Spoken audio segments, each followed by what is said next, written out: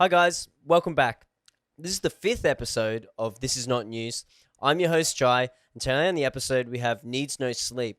Now, Needs No Sleep is a producer and DJ based in Melbourne. I hadn't actually spoken to him in a while, but this was a really great episode. Great to get his perspective on things, and really great to sort of talk to another producer about how we can maybe get into routines and really sort of make the most out of this time we have now. So I hope you guys enjoy this episode, and any producers out there, I hope you get something from it. All right, let's just jump right into this one, guys. Sweet. Well, thanks for coming on, man. Like I said, we've done this intro already, but technical difficulties. But yeah, cheers for coming on. And No worries, mate. I was happy to make the effort to make this work. So I think I'm the type of person that I'm happy to put in the extra effort and the extra time to get the better product. I would hate for us to have been doing it before on terrible internet, and then it just cut out as we're getting into a good talk. So I literally pulled the mic out of my studio, brought it in here, and I was like, all right, let's get it happening.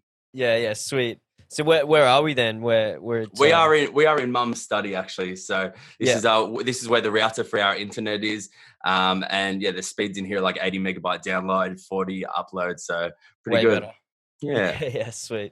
Well, it's good having not real good internet down in the studio. Anyway, sometimes lock yourself in there and get work done, eh? Yeah, well, I find I don't really have many distractions, man. Like once I'm in the studio getting something going, then phones aside, browser tabs are closed. Like I'm pretty locked in and focused. So Yeah. yeah. So how's first of all, let's start off, tell everyone who you are, where you are, and what you do. I'm Needs No Sleep. I'm from Melbourne. I write tech house music. And yeah, it's my passion, writing music. I like to write music that that DJs want to play out in the clubs. Like that's my goal when I'm writing something is I'm thinking, is this something that people are going to want to play out in the clubs? And yeah, that's the goal I have in mind when I'm writing music. Yeah, cool. And so down in Melbourne, I think you're probably the first person I've spoken to now in Melbourne for this show. So at the moment, what's going on down in Melbourne? Because you guys, you have had some restrictions and stuff put on pretty early. But has life changed for you much down in Melbourne at the moment? Yeah, well, I think it's the same with everyone across the country. I mean, the whole world's going through this COVID-19 pandemic at the moment. But yeah, all the clubs have been closed, which means cancellation of some gigs and that. Yeah, so it's unfortunate, but hopefully everyone does the right thing and we get through this sooner than later, and then we can get the clubs back open. Yes, there've been many announcements of clubs. Like, there's been a couple up here that have like shut. They're like, oh, we're just going to call it quits. Has there been anything down in Melbourne that you've heard of that they're just sort of like, oh, we don't think we can last this? I haven't seen too many people making statuses saying it's a permanent closure. I've seen Yeah, lots of people say, unfortunately, we have to close the doors for a bit and yeah, wait it out. And I hope that's the same with most clubs. I'd hate for anyone to have to lose all the effort they've put into making a brand and making a club because of something that was out of their control. So hopefully it is just a bit of a hibernation, but hopefully we can get through it. yeah. That's it. That's the word I've been using. Hibernation. I reckon that's the best word to describe a lot of what's going on at the moment. So, Yeah. yeah, sweet. Well, yeah, it sounds pretty similar to what's happening up here and pretty much everyone around Australia that I've spoken to. So, um, And just to add to that as well is something that people might not realize is not only have some gigs been cancelled, but I've actually had to delay some music because obviously if there's no clubs open, then there's no club chart happening. And when yeah, I release on a label in Australia, the goal you want is to have it try and do well on the club chart. And just to fill people in who's not aware of it, the ARIA club chart is the top 50 records for the week that were the biggest in the clubs. So unlike Beatport top 100 or top 10, where that's driven by people buying the track, the ARIA Club Chart top 50 is actually kind of peer composed. So you have to be an ARIA registered DJ, and then each week you submit your top 20 tracks for the week. And from yeah, those top 20 tracks, they compile it all together and then make the ARIA Club Chart top 50. So that's why with having to delay some tracks, if there's no clubs open, there's no club yeah. chart.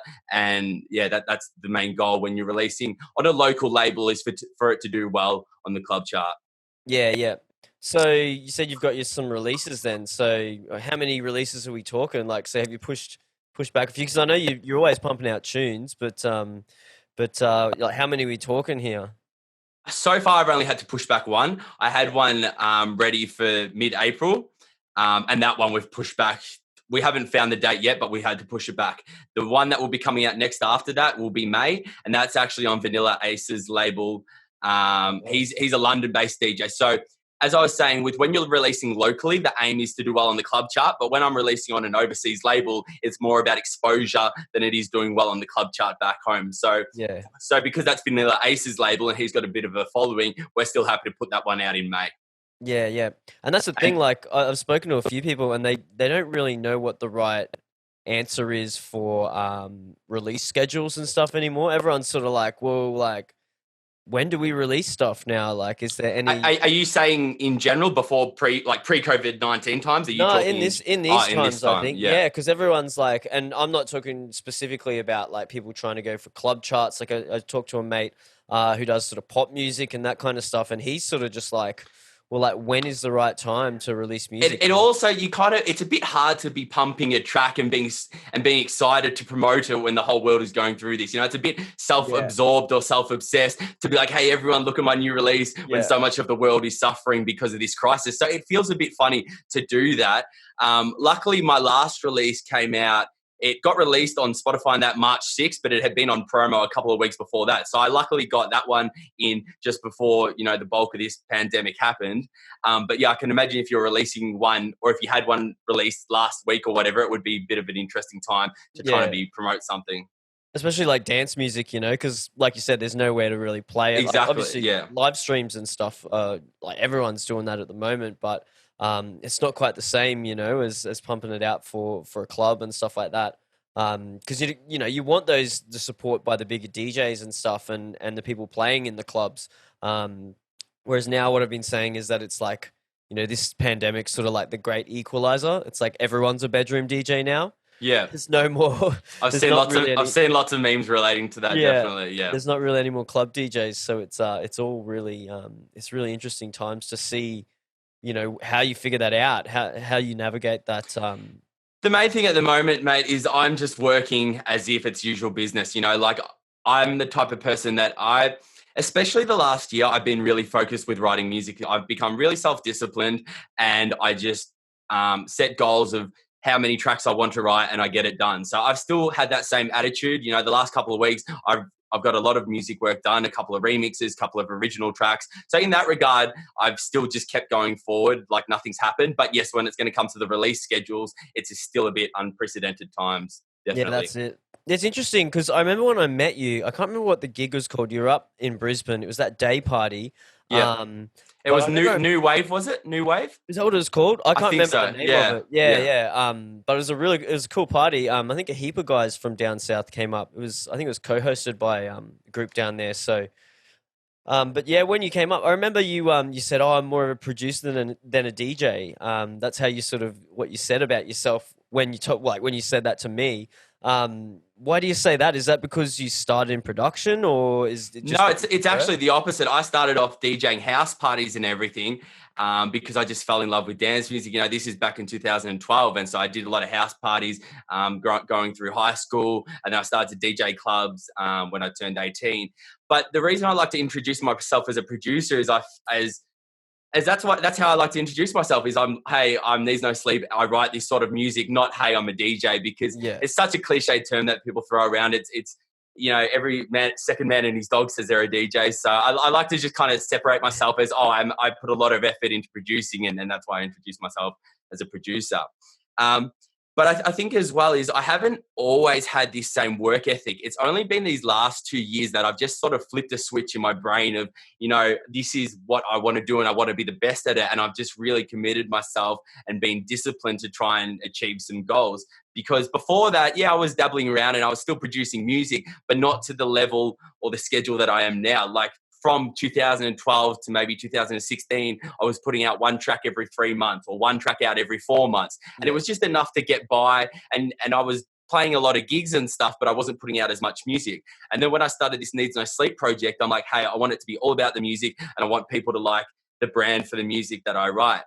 And we actually started off the alias with it not being evident or not being obvious who I was. A lot of the first press pics and that we had, I was covering my face purely because I wanted people to like the music first and then maybe find out who was behind it. Yeah. Yeah, that's cool. I like that. Yeah. So that's why I introduced myself as producers is I just want people to like the music first. I don't want to have any... maybe this is to a negative effect, but I don't want people to like the personality or whatever behind it. I genuinely want them just to like the music first, and then Yeah. maybe they can get to find out who I am afterwards. But I want them to fall in love with the music first, and then they can find out who I am afterwards, instead of the other way around. Yeah, that's it. You know, the music's more important, really, or that's the main Exactly. that is the main thing, isn't it? Yeah, when it comes to being an artist and stuff like that, creating music. So yeah, it's definitely important. I like that, introducing yourself as a producer. Yeah. Definitely cool. So what's have you got? What are your plans then? Because obviously, if you got less gigs and stuff, is there anything that you've planned that you're like trying to do? Have you thought about jumping on the sort of live stream stuff? Have you done any of that yet? I don't think I've seen any pop up. I haven't done any live streams, but that's the thing with this pandemic, is it forces everyone to learn something new or try something new. So Yeah. I've actually got a Pioneer DJ controller at home, so I will be doing some live streams in the coming weeks. Yeah. The past weekend that though, I've been busy enough with music work that I haven't needed to do the stream yet. But coming into the next couple of weeks, I'll probably either do a production walkthrough of one of my tracks, and I will also do a DJ live stream. Yeah, I think that'd be cool. I'd love to see a production walkthrough of some of your stuff. I've just been using your sample pack actually you sent us because, like I said, I didn't know you had a sample pack. So yeah, when I grabbed, I've just been playing around with a few samples in there and just having a listen. So yeah, that'd be cool to see how you sort of, you know, it's always interesting to see how people like make their tracks, sort of get the ideas for things and that, because everyone's, you know, obviously pretty different. Yeah. So I think that'd be cool, a cool thing to see. And that's what you know, DJ sets are great, but I kind of feel like everyone's doing that at the moment. Yeah. There's heaps of that, which is great sometimes, but yeah, it's just a little bit oversaturated, I reckon. There's definitely some need for maybe some more production content, I reckon. That's what I'd like to see anyway. And I definitely like to help people. So anytime someone inboxes me and they're like, hey, man, can I ask you a question or whatever, more than happy to reply and help them out, because I genuinely like giving people advice or just helping them in any way you can. You know, it doesn't take much effort on my part. But if I can, you know, give someone an extra tip that they're like, oh, I wish I knew that beforehand or whatever, it's like, what? It's like, why wouldn't you? You know, if you can help someone and it's not much effort to you, then of course you should do that. Yeah, And want to do that. Yeah, definitely. Now you said that it was like 2 years ago when something sort of you know, something clicked in your brain and you really started sort of pushing further. Was there anything at the time that sort of happened there that you can remember that made you make that change, or anything that you did that, you know, that made you realize that and made that change happen for you? So I've had the Needs No Sleep project since mid 2016. Before that, I was writing EDM music under a different alias. And then in 2016, and this is going to sound really cliche, but in 2016, I went on an overseas trip to Ibiza. Yeah. And I got to experience how house music and tech house music works over there. Yeah. And I was just like, oh, I absolutely love this. I love the groove. I love that it's not so obnoxiously in your face. You know, the EDM stuff was getting to the point that it was just so oversaturated, and I was a bit sick of it. Like, don't get me wrong, peak 2011 and 10 EDM is amazing. You know, like who doesn't love growing up with the Swedish House Mafia? But it just got to a time that I was a bit over it and all of that. So when I went on this trip to Ibiza, I was like, you know what, this is what I actually want to do. And this is the music I want to produce. And then the decision was to start a new alias instead of trying to rebrand an alias. And I'm definitely glad I made that decision. And if anyone is in the same boat considering that, I would definitely recommend them to start a new alias.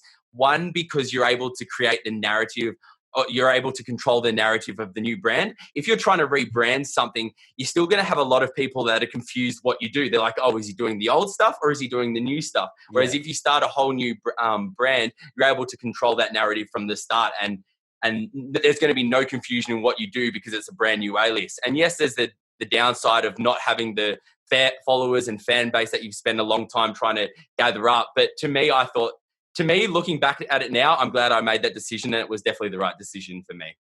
Yeah, and I think that's probably like you said, like starting a new project or a new brand or whatever, sort of that you get that excitement back about it because it's new and fresh, and it's probably like helped with the motivation and stuff as well. I'm sure the trip would have been awesome though, going over there. The trip was awesome. So that was the trip that made me want to start a new alias, and then probably a year into that, I was just learning the new way to produce tech house music, because anyone who's a producer will obviously understand that it's written and produced a lot different to EDM stuff is. EDM stuff is slammed a lot harder. into limiters and over compressed and that. Whereas Tech House stuff is like fat, but it's a pH fat. It's a sort of round fat that's not so obnoxiously in your face. So I had to learn the techniques and learn the skills of how to produce that style. So that first year was that, and sort of becoming acquainted and accustomed with this new production style. And then, talk of end of 2018 and all of last year, and now the start of this year is where I've just been full steam ahead, just writing a lot of music. Last year I put out like 10 or 11 originals in the year, and did 11 or 12 remixes. Like it's a big work ethic. Yeah, that's good, man. And Yeah. do you think it helps having a studio? Because like obviously when we were testing out audio and stuff before, you've got your studio at your house then. Do you think is that a good thing to have it at your house, or what do you reckon? Some people always like to say, I mean, I really enjoy going to my studio, which is not at the house, just because it sort of feels like you're going to work kind of thing almost. But what's your take on that? Do you like it at the house so you can just sort of write whenever, or what do you reckon there? It's funny that you say that, because I completely think of that sometimes as well. I'm like, it would be nice to have a studio to go to that it feels like you're going to a real job or something, because sometimes when it's at home, it feels like you're just going into the next room or whatever. But there's definitely pros and cons to it. The pro is that I can work anytime I want to with little effort in travel. Sometimes I might feel like getting up really early and starting, or sometimes I might want to start later in the day. But the pro is definitely being able to work anytime.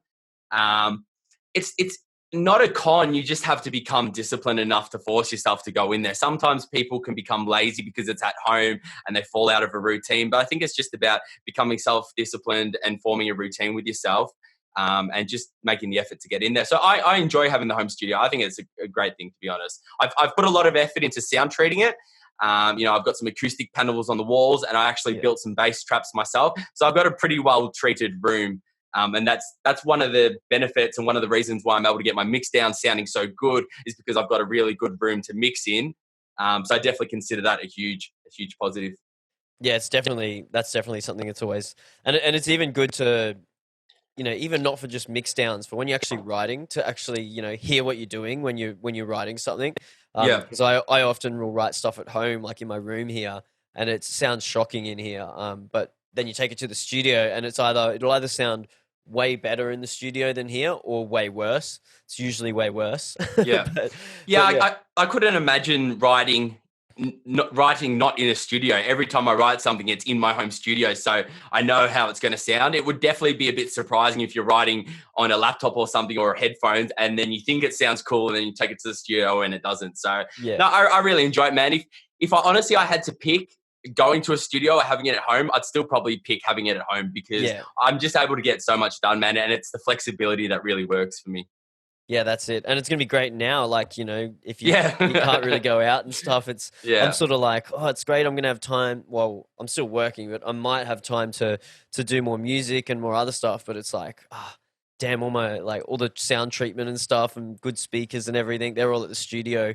So it's sort of like, how far away is your studio from where you live? It's probably only like 15-20 minute drive. So it's not too bad, but it just depends on what happens with everything that's going on now. And, we're attached to another studio that's probably going to be closed for a while. So it just sort of depends if we can figure out the whole rent situation with the landlords and that, whether they can sort of maybe give us a discount for a bit or something while we're sort of closed. So that's why it's sort of like we might have to sort of semi-close it, sort of tell them that, look, we're not going to operate at all, and can we just have like a discounted rate? So it's all sort of up in the air at the moment. So, but I guess if we do have to close, I could just bring my sound treatment home again, because we combined sound treatment, me and another mate, to for the studio. So it's got heap of sound treatment in there, and I used to have a little setup in here at my place. But yeah, I think I need to figure that out, what's going on there, because we need that studio. Yeah, definitely though. Don't get me wrong. Like in the future, I would love to have my own studio that I've built. Like you see a lot of these studios that these big name producers have. And don't get me wrong, that would absolutely be a huge goal of mine to have down the track. But for what I've got now and what I'm able to do in it, there's nothing better. I've got a really, really good setup. But who knows in the future if I'm lucky enough to be able to afford a big studio and just fully pimp it out and everything. Yeah. But what I've got now, I'll send you a photo of it later, man. It's a pretty solid setup, and I get a lot of stuff done. So Yeah, Yeah. that's it. I think that productivity is probably the more important thing out of than anything, you know, like get it writing the music and getting it sorted. And if you're comfortable in that room, like what does it matter? You know, Yeah. if it's you know, if it's just at your house or if it's wherever. And it's definitely a time as well that people need to be able to force themselves to get things done, because yeah, we're all having to stay at home a lot, but that doesn't guarantee that all these producers are going to do a lot of work. You know, you have to develop that self-discipline. And don't get me wrong, I'm not trying to sit here and preach to people of how self-disciplined I am. I used to be a very undisciplined person, but I've sort of learned this skill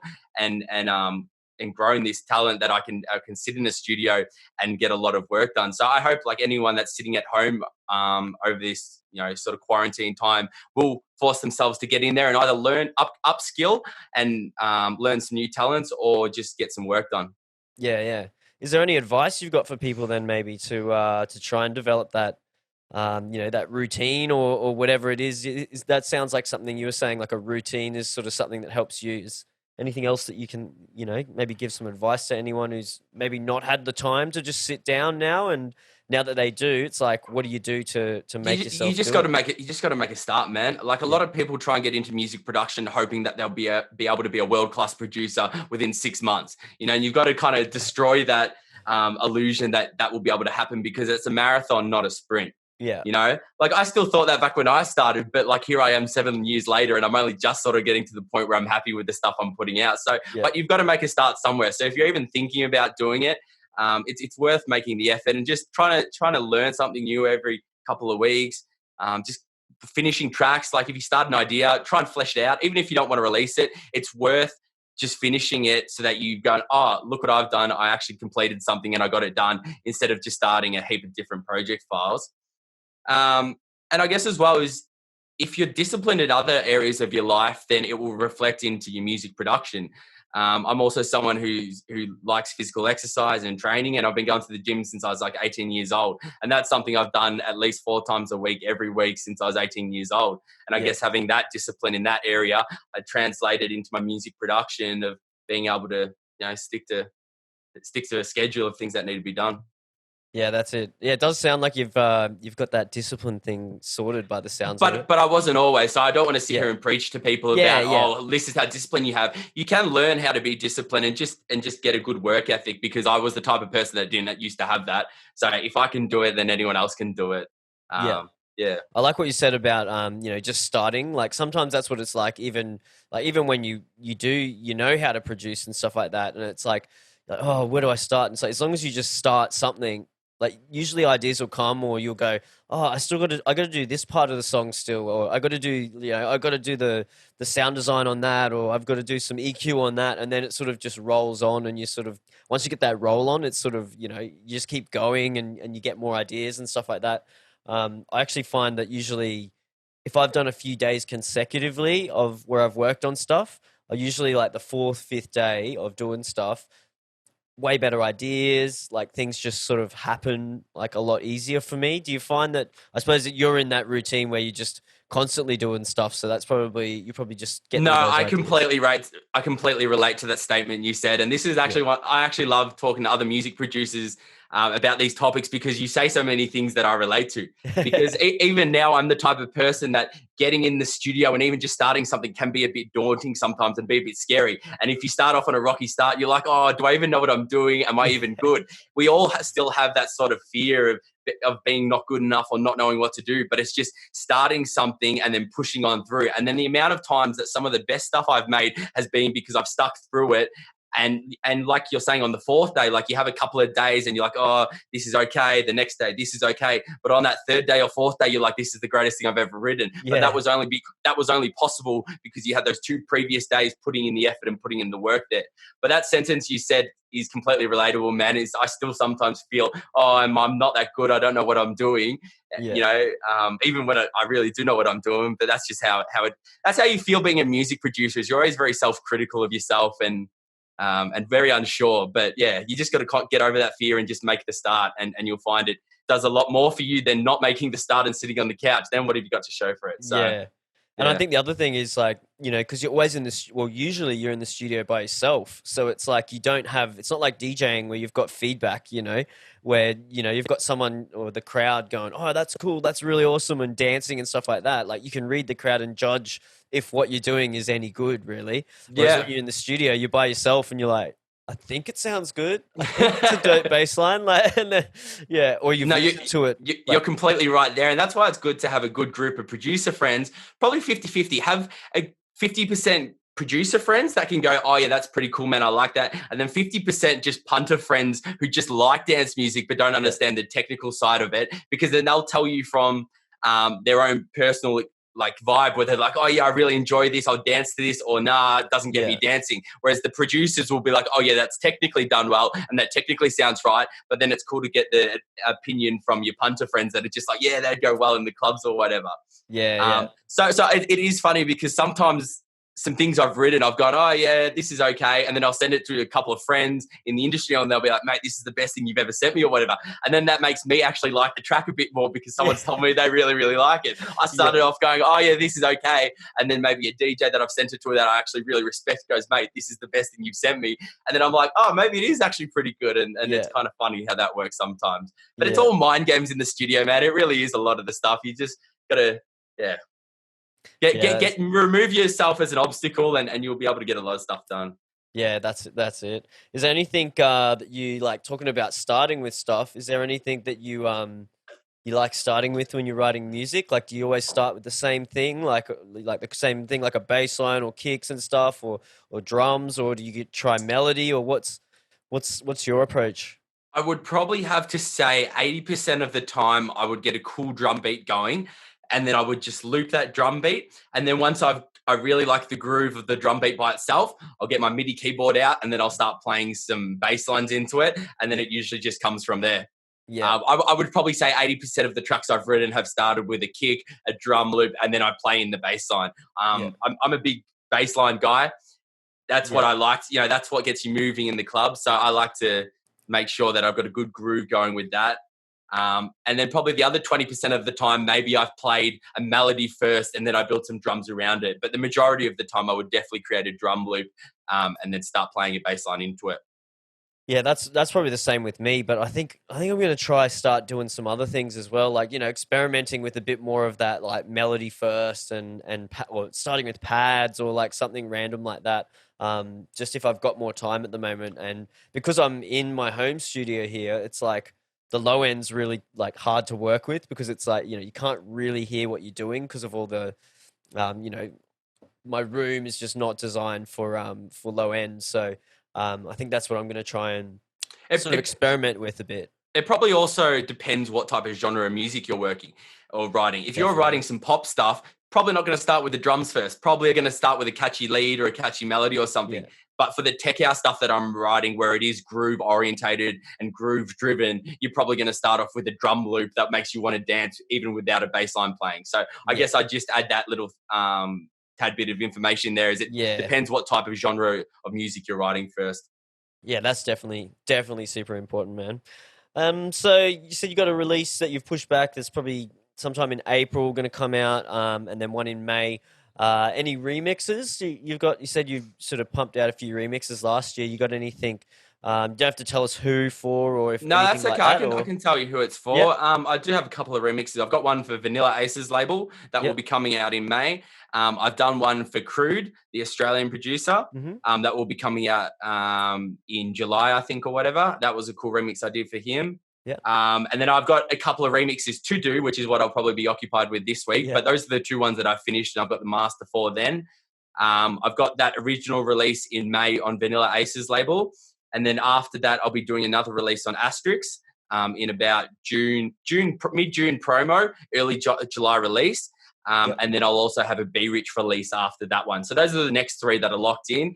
And then, of course, I've got some tracks that I finished, and then maybe maybe in talks with some labels to potentially release it down the track. But I like to always have some music up my sleeve. I never like to be fully out. I like to be sitting on yeah. at least 3 tracks ready to go or whatever, and at least be 3 months ahead of where I need to be. Yeah, yeah, that's it. Just have some in the bank. That's always nice, isn't it? Another thing I actually started though, since this quarantine started, is I've done a bootleg of a really well-known track. I won't drop the name of it yet, but as soon as I finished it and I'm going to master it, then I'll actually send it to you and Yeah, looking sweet. to do a release just to give out to DJs to play, man. Like it's a pretty Yeah. well-known song, and I'd made a cool dance bootleg of it. So bootleg, for anyone not in the know, is like an unofficial remix. So basically I did a remix of this track, but it's called a bootleg because it's unofficial, just for Yeah. anyone not familiar with the terms. Yeah, sweet. I'm keen to figure.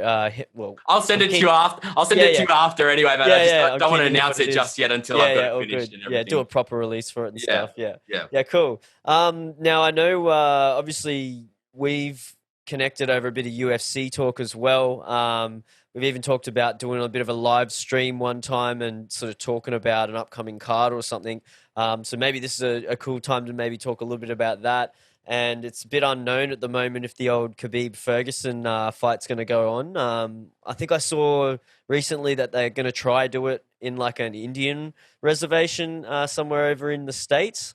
What's your thoughts on Khabib Well, the v latest, so I stay Ferguson? very up to date with all this news. Apart Yeah, from music, MMA and UFC is probably my next big passion. You know, like yeah, I love to watch it. I love just seeing athletes train the hardest and be and see who is the best competitor. You know, like anyone who's yeah, not familiar with MMA, we don't watch it because we enjoy the violence. We watch it because we enjoy to see how hard someone can train and then where they can put that training and their technique and their skills to use. You know, that's what I really enjoy about watching it. But to go back to Tony and Khabib, the latest I've heard, Dana has said that it's 100% happening. He says he's 99.9% locked in the venue, and he says it's probably not going to be in the United States. yeah, So my thinking then is it's probably going to be in Saudi Arabia or the UAE or one of those countries. yeah, But he said it's probably not going to be in the United States. And it's a bit weird because, I mean, I'm happy this fight's still going ahead, but it's just going to be so weird not having people in the audience for such a big fight. Like, yeah, don't get me wrong, this is the biggest lightweight fight in UFC history. You know, this is the most anticipated fight. This is absolutely massive. So the fact that the build up to it is going to be a little bit derailed and then there's going to be no fans in the audience, I would absolutely love to be able to just hear the crowd going nuts watching these two guys walk into the octagon. So, I mean, it's going to be completely different. And the flip side is this is the fifth time they've tried to make this fight.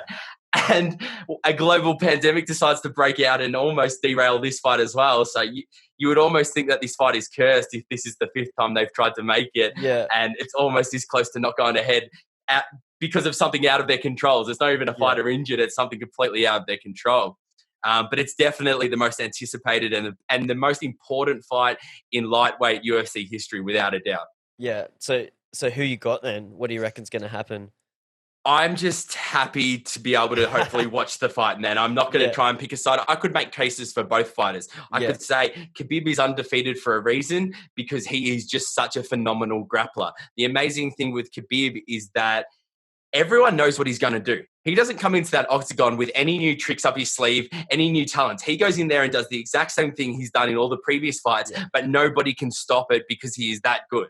And that is an amazing thing to be able to do, that you're not coming in there with anything new, but people still cannot stop. They know what he's going to bring in there and they still cannot stop him. So Yeah. that would be my case for him winning, is because, you know, many people have tried before and no one has been able to stop it. The case for Tony Ferguson is he embraces that sort of challenge. You know, Yeah. he's amazing off his back. He was getting dominated by he was getting pieced up by Kevin Lee in the fight against him. Yeah, And then he he flicks was. up a triangle at the last moment and chokes out Kevin Lee. So he's able to threaten submissions off his back, which could put Khabib in a bit of trouble, or at least make Khabib think twice before entering his guard or even going to the ground with him. He's Yeah. also a great striker. He's got very good elbows that he might be able to slice Khabib up. And he's a phenomenal wrestler. You know, don't get me, I'm not sure on the exact specifics, but he was like a two-time NCAA wrestler or whatever the collegiate thing over there is. But he's a very accredited wrestler. And I think he'll be able to do well against Khabib. His gas tank is phenomenal. He can go fight. The later the rounds go on, the more energy he seems to have. Yeah, First round, he crazy. goes okay. Second round, he goes okay. Third, fourth, and fifth, he really starts to put it on. And that's when he like mentally breaks his opponents. So we'll get to see how Khabib goes against someone like that. But yeah, man, like I said, I could make cases for either fighter. I'm just happy to hopefully be able to watch it and enjoy what will be a huge part of UFC history. Yeah, I think it's going to be interesting to see as well, like how that does in terms of like, pay-per-view numbers or whatever, because there's no sport anywhere at the moment. Like pretty much all sports are off. There's not really anything happening. So it's going to be. I think that'll be interesting to see how many people are going to pay for that pay per view. It's such a big fight. I'll definitely pay for it. Yeah, I usually go and watch the UFC cards down at the local pub with yeah. a couple of mates because That's I like the environment there. There's other yeah. like minded people there, so there's a bit of an atmosphere, and then it's nice to just have a pub meal while you're watching the fights. But obviously, with that not being an option for this next one, I'll happily buy the pay per view at home and support it that way. So the numbers could be better because everyone will be having to buy it at home. Who knows? Yeah, and also because like I said, there's nothing else on. Like no one's had any sport to watch for ages, and they're probably like, oh well, yeah, let's get that and watch it. And like what you said, you can't just go to the pub and watch it. And for everyone out there who's probably trying to stream shit, it's going to be really hard if you're trying to stream stuff illegally and that like people do, because the internet, as we've sort of found, it's been a bit slow at times. So yeah, I reckon it's going to be interesting. If it does go ahead, and there are people who have concerns about is this the appropriate thing to be doing with everything going on? I can understand their reasoning for that, but it would also be a nice distraction for all these people stuck at home to have Yeah, something to look forward to and to have something to get them through these tough times and these tough weeks. So I can yeah. understand both cases for it, but as long as the UFC puts in the proper precautions and proper safety for the athletes and everyone involved, then hopefully this could be a good thing to people that are stuck at home and still want something exciting in their lives to look forward to. Because I definitely know that I've been looking forward to this for months, man. Yeah,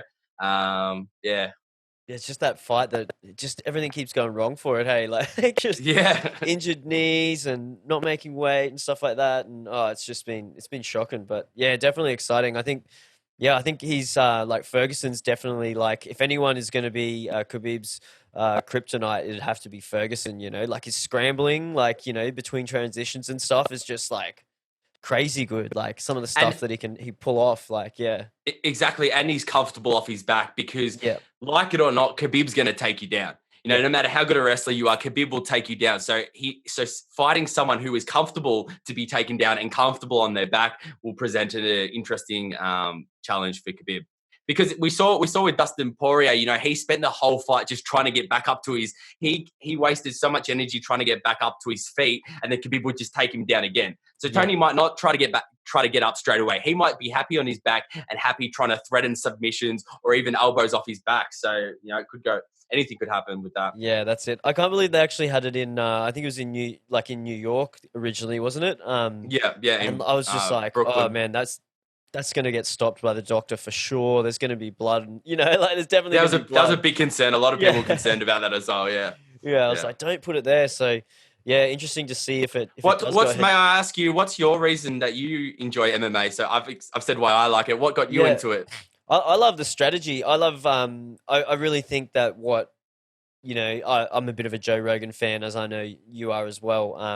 And I love how he describes it as it's like, it's like high level chess with dire consequences. So it's Yeah, like it really is strategy, and I love that there's so many different like approaches to it. Like there's it's almost like it reminds me of like RPG games. There's different classes of I suppose heroes or whatever you call it in an RPG game, and they've all got like their special abilities and stuff. Well, it's sort of the same thing. It's like you've got like wrestlers and stuff, and then strikers, and then people who do a bit of both and all that kind of stuff. So yeah, I think it's really really interesting, and like I've been watching it for years. Like I think I've probably seen every UFC since it started, or at least I probably wasn't watching when it started back then, but I've gone back and watched all of them, yeah. sort of thing. And yeah, like I've never trained in any martial arts or anything myself, but I studied sport and exercise science, so I really love technique and strategy and stuff like that, which you learn about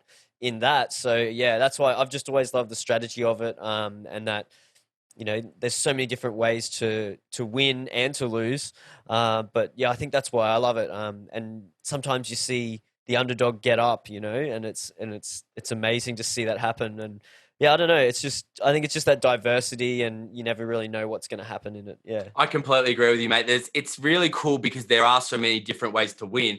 And a lot of the time you'll see a matchup and you're like, I don't know who's going to win that because anything could happen. yeah, I mean, I still enjoy other things like boxing's cool, but I just like the fact that this is as close to as a real life fight as possible, and there are so many different ways to win. Is a grappler going to beat a striker, or is a jiu-jitsu specialist going to beat a wrestler? You know what I mean? Like, it's Yeah. very interesting. Like that Damien Meyer fight and Ben Askren, everyone's like, oh, Ben Askren's a better wrestler and he's going to win because of that. And it's like, yeah, he was, but then look what happened. Damien Meyer's jiu-jitsu was just able to beat him in that area. So it's definitely cool to watch it for those reasons, to just find out. You need to have answers to these questions of who's going to win when they match up. Yeah, and it's even like, what you said about Khabib. It's like everyone knows what he's going to do. Like everyone knows, and he hasn't got any tricks.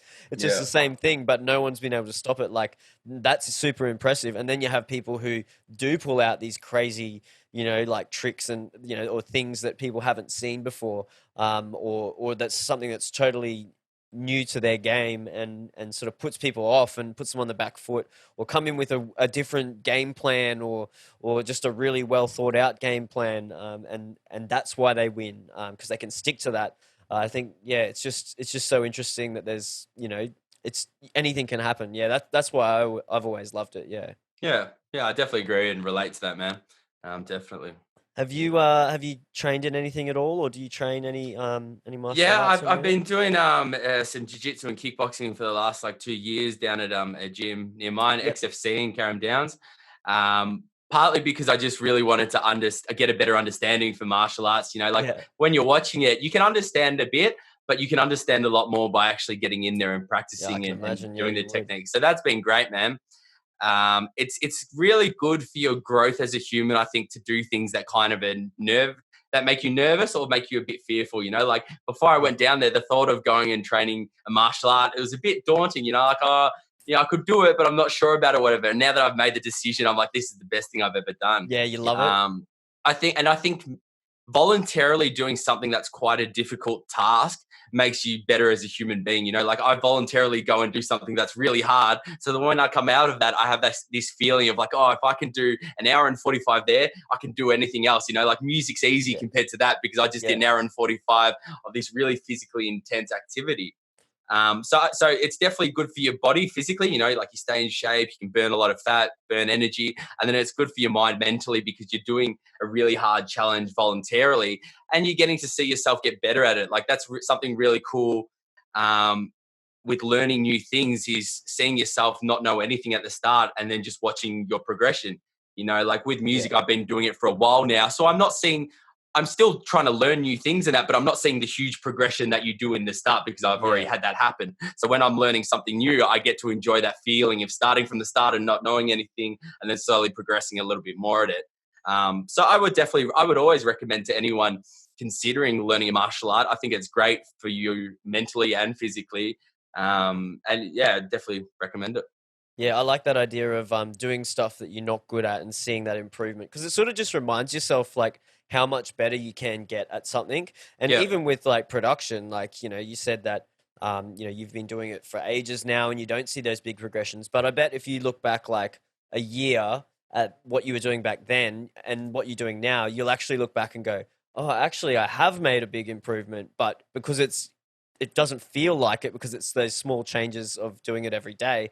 But when it's something you're new at and you're going from, like you said, from such a low level to making those big improvements, it's just more noticeable, I think. I think because we've been doing it so long, it's even if you do make those huge improvements, you don't necessarily realize it, because you've been doing it for so long. It's not really new anymore. So yeah, I love that.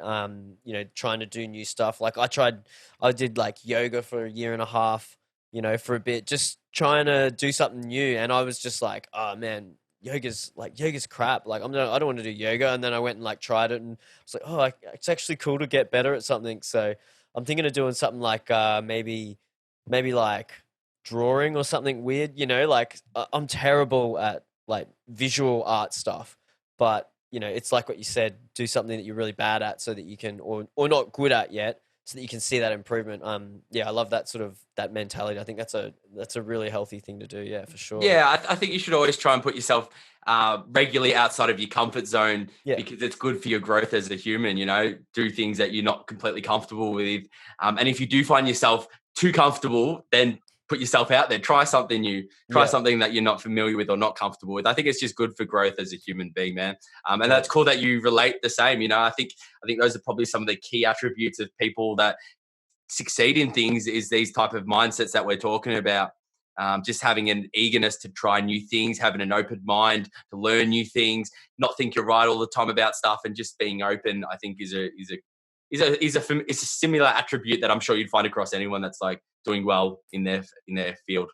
Yeah, I think that's, like willing to try new things and willing to sort of, improve at new things. And even to the point where like I'm starting to learn how to do video and video editing and shooting and stuff, which is definitely going to be helpful, like for music and, the whole sort of entertainment stuff.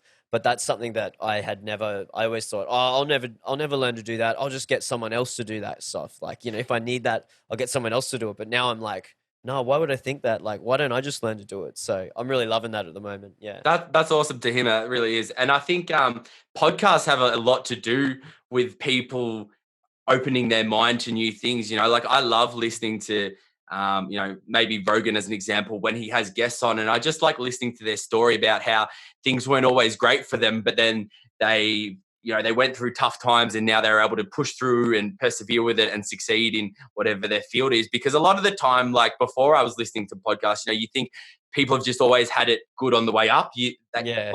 Like they never failed before and just everything was a yes to them. But then when you get to actually hear them talk for, an hour or 2 hours or 3 hours, you get to hear that, oh no, they actually just persevered with it and they were able to accomplish it. It wasn't that everything was a yes to them. Maybe they did fail a lot of times, but I think just hearing people's stories can be really beneficial to anyone that's listening. And I think podcasts deserve a lot of credit for definitely me. I've learned a lot from listening to other people, but I hope other people are open-minded to listening to some stories and some podcasts from people, and hopefully they can take that information and that energy and apply it in their personal life. Yeah, and it's something that's so prevalent in music too. We see everyone who's like they seem like they're an overnight success. That all of a sudden they're like got massive tunes and they've come out of nowhere, and then like you figure out, oh, like once you actually get into their backstory or you hear them speak on a podcast or something like that, you're like, oh, they've actually been doing it for like almost 10 years or something.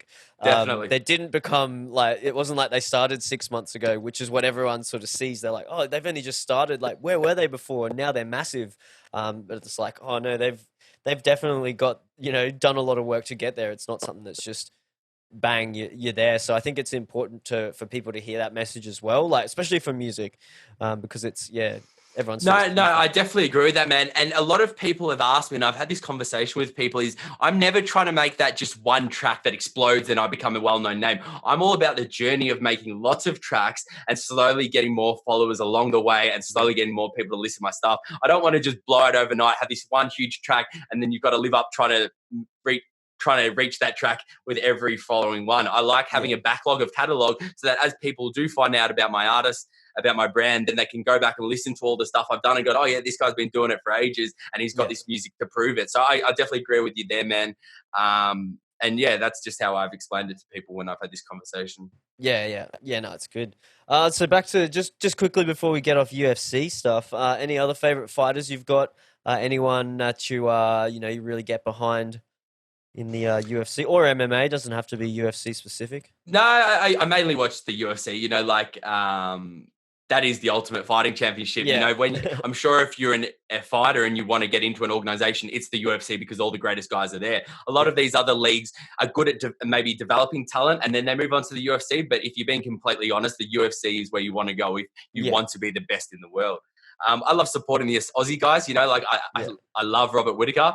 I think he's a phenomenal fighter. It was tough to see him lose his last fight, but I hope he comes back better than ever. It was awesome to see Volkanovski win last year. Yeah, that was sick. He's a phenomenal fighter, and I knew going into that fight that he was going to win it. Yeah. He's an absolute tank of a human being. And when I saw him beat Chad Mendes, when I saw him beat Aldo, I'm like, oh yeah, this guy's the real deal. And I honestly thought he was going to win against Holloway. Not because Holloway's slipped or because he's fallen off, but that's just how good I think Volkanovski is. Yeah. So I like watching the Aussie guys, but apart from that, man, there's no one favorite. I just like watching good fights, and that's the great thing about the UFC is they make the fights that the fans want to see. They really do. on any given week, apart from this coronavirus stuff, there's always a good fight. There's always a good main event on to watch most weekends. Yeah. Which is pretty amazing.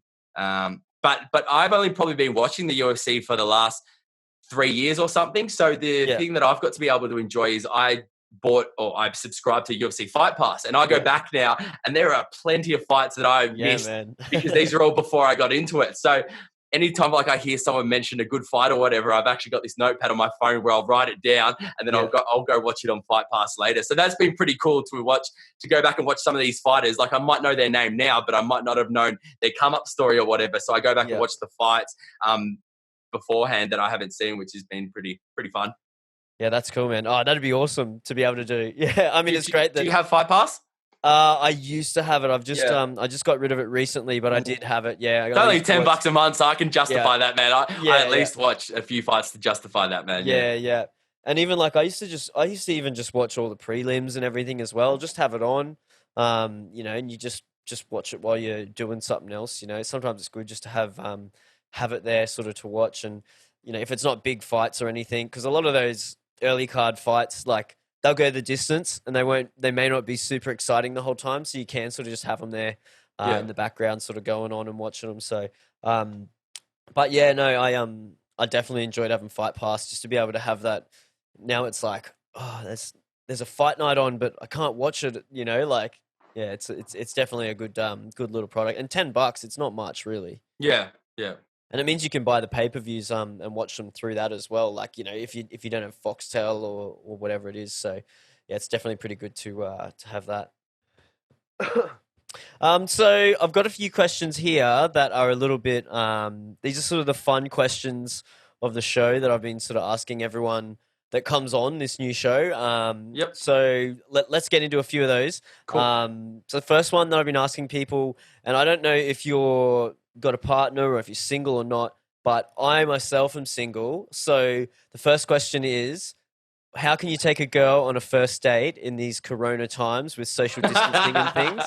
Any date ideas you've got there for like a first date? I'm not sure, mate. To be honest, I've just been focused on working, but I guess you're probably gonna have to live stream things, aren't you? That's the way everything's happening. So I'm gonna say live stream. Yeah, get some live stream action going. So we've got this one's one that someone gave me. Living in these toilet paper shortage times, are you a scruncher or a folder? A scruncher, I guess. I never thought about it before. Never thought about it, mate. Yeah. It's interesting to see what some people are. Some people are pretty hardline about what they do. Some people are pretty hardline. So next one is, what do you have lots of in supply? Like, what's in your bunker? Is there anything you have heaps of at home, whether it's because, you bought it on purpose, or you were like, oh, I need to get something and didn't have anything there. There's nothing at the shop, so you just sort of got whatever. Is there anything you've got plenty of in supply? I actually, as soon as you said that, I knew the answer straight away. I actually love those Heinz Big and Chunky. The things that come in the cans. Yeah. So I always eat these before even all this, kicked off. I always have been eating those. So I've got a fair few cans of those Heinz Big and Chunky. Did you stock up? It says they've got vegetables and that in them. So that's how I justify eating them all. So did you specifically stock up because of this thing, or that's just what you've always got? That's just what I've like eating. Yeah. Sweet. So the next question is there anything that you don't have much of, or you're sort of out of supply of, or anything like that? No, I'm doing all right at the moment. Just don't waste anything. Use things properly, and you should last with the stuff you've got. Yeah, that's it. Like, and I mean, you still can go out here, and it's sort of, I suppose it depends what really happens with this whole thing. Like, if it's a proper, really serious lockdown happens, it could be a bit more difficult, and people could maybe run out of things then. But I think the moment it's not too bad. Not here anyway. So yeah, that's And so when this thing is all over, what's like the first thing that you're going to do? Like, what is there anything that you're looking forwards to, or that you want to do when this is all over? I think, man, this has been a learning experience for a lot of people. And when this is all over, you're going to appreciate the little things a lot more. Just being able to go to a restaurant with a friend, go to a cafe, you're going to appreciate that a lot more. Like, it's so eerie and a weird feeling driving through the streets at the moment. Everything's just shut. Everything's closed. it's pretty sad. So I hope we do get through it soon. But the first thing that I do, man, is just look forward to a couple of gigs, dude. Like Yeah. I've missed playing my own tracks out in the clubs and that, and I'll enjoy being able to release them without having to worry about, oh, is it going to be properly received or whatever. So I Yeah. look forward to the time that I can just keep putting out the music, man. Like it's been a bit annoying that it's interrupted a few plans. I'm not that selfish to think that those are the worst things to happen. There's obviously a lot of people that are they're going to have loved ones that have passed or whatever. But it's on a personal level, I'm a bit upset that it's put a stop in some of the plans that I've had this year. But as soon as it's over, man, I'm just going to keep going ahead, business as usual, keep putting out the music and that. And just use this time to be productive, like don't be the type of person to sit on the couch and watch Netflix and the whole time. You can watch it for a bit, but use this time to get some stuff done so that when it comes out of it, you're like, you know what, I'm ready to show everyone what I've done now. So the thing I'll look forward to is some gigs and putting out music, man. Yeah, that's it. I always, I've been thinking to myself, like, in 30 years time when we're like, old and stuff like that, like this will be history kind of thing. Like, this has definitely will be for so long. It's like, what are you going to be able to tell people that you did when the COVID, the coronavirus pandemic hit? Did you watch Netflix like you just said and sit around and do nothing and play PS4, or did you like get way better at production, or you wrote a heap of tracks, or you wrote an album or something really cool like that? So that's what I keep thinking about, like what's going to be the thing that you're going to be able to tell people down the track. Oh, that's what really kickstarted something for me, or whatever it is. So imagine if you write this killer track in the off time, and then you'll be able to tell people that that's when you wrote it. I had this free time and I wrote this killer track that hopefully when it does come out could do really well. So that'd be cool. Yeah, so keep thinking of that, anyone who's watching. Yeah. And so the last one is just anything, like obviously, like you just said, you're not going to be able to sit there and produce or work on, productive stuff all the time. We need some downtime. So is there any like books or games or movie or TV show recommendations for people, something that you enjoy that, people can maybe watch or look at? The new season of Ozark's pretty dope. I just started the first episode last night, man, and I'm enjoying it. I reckon Jason Bateman's a phenomenal actor, and I enjoyed the first two seasons, and I think this third season might be the best one yet. So probably watch the second episode tonight, man. Cool. But I definitely I'm a person that appreciates the arts in general. So whether it's music or whether it's film, I appreciate people that are really good at their craft. So I appreciate good acting. I appreciate good screenwriting. I'm the type of person that I'll watch a movie and I'll go, oh, the dialogue in that movie was really good. I really just like arts in general. But Bateman's a great actor, and so Ozark I definitely recommend. Yeah, cool, man. Yeah, that's awesome. I saw that came out. I think it just came out on Friday, didn't it? Yeah, it's pretty new. Yeah, I'm definitely keen for that because I've seen the first two seasons too, and I thought, I had to go watch a recap though, bro, because I forgot what happened in the first two seasons. Yeah, I was just thinking that to myself. I'll send you a link to a recap that explains it well. Yeah. Yeah, sweet. Awesome, man. Well, yeah, I'm glad that we figured out the the audio, logistics of it. Yeah. Logistics. Yeah. Would have been cool to be in your studio, but you'll have to send us a photo to show us what it's like and that. Well, I think the end product's what matters the most, dude. So I don't mind doing it in the study here, man. Yeah. If we've got the best connection, the future ones we do, I don't even know if it's worth risking trying to do it in my studio just for the look. If we get the best product here, man, I'm happy to come. All I brought was my sound card, my mic that I actually use for recording in my studio, and my laptop because they had the webcam. So I can easily bring this out here anytime we want to chat, man. Yeah, and I've really enjoyed this, dude. It's really free flowing conversation. I'll definitely be happy to do it with you anytime, man. Anytime there's a big UFC card on or something, we could talk about it. Yeah, maybe we can stay in touch to talk about music when I've got some stuff coming out or whatever. But dude, this was fun, and I'm definitely open to any future ones you'd like to do, mate. Yeah, man. Well, the plan was to actually come down to like Melbourne and Sydney this year and do like a beer with one, where we can actually sit down in person and have some beers or whatever and actually talk about stuff in a bit more longer open format. It's always better. So it's just nicer to be like in person and stuff like that. So I think that was going to be the plan anyway for me. So I was going to try and organize a heap of people when I do come down. So I'd love to come down and do that at some stage as well. It sort of just depends when now. Everything's sort of up in the air at the moment. So who knows when that might happen, but I'll definitely be keen to maybe come and see your studio and we can record something in there. like a video for the podcast. So You would be more than welcome to come to my studio, mate. I will definitely make myself available for you if you come down. So sounds sweet. that you've got an open invite to my studio anytime you'd like, mate. Sweet, sounds good. All right, man. Anything else you want to tell everyone? Obviously, we've got those releases. I'll make sure that I share them as well when they come out. But anything else you want to tell anyone? I would out just there? love it, man, if people could head to my Spotify page and either give it a follow, check out my latest tracks. Obviously, Spotify is the most up-to-date catalog of all the music you do. I keep my SoundCloud regularly updated. So yeah, Spotify, SoundCloud. My Instagram is just needs no sleep _. I'm pretty active on there. I post, what I'm up to and everything. But yeah, if you haven't heard my music and you'd like to see what I'm about, I'd really appreciate if anyone wants to go check it out. As I was saying through the interview, man, I'm the type of person to always reply to anyone with any questions. So if there's any producers listening to this that would like to ask me something, or even like some help with something, maybe some feedback on a track, I'm more than happy to help them out. So just send through the questions, mate. Instagram's probably the best place to reach me, even if it goes to my other inbox. I do check that and I reply to people. So, man, feel free. Anyone listening that would like to have a chat, I would love to meet some new people. Yeah, nice, man. Sweet. Yeah, I definitely think some people will probably hit you up after this now with some questions and stuff. So yeah, that's awesome. And I'll make sure I put all the all your links and everything in the show notes and that, so people can find you easy. So all right, man. Cheers for the chat and everything. And yeah, maybe when there's another UFC or something coming on, when it's all sort of back up and running fully again, we can sit down and have another chat. But thanks for coming on, man. You're welcome, mate. Thank you very much for having me. I was just thinking maybe if 249 does go ahead, maybe afterwards we could do a live chat about what we just that'd be cool. done happen or whatever.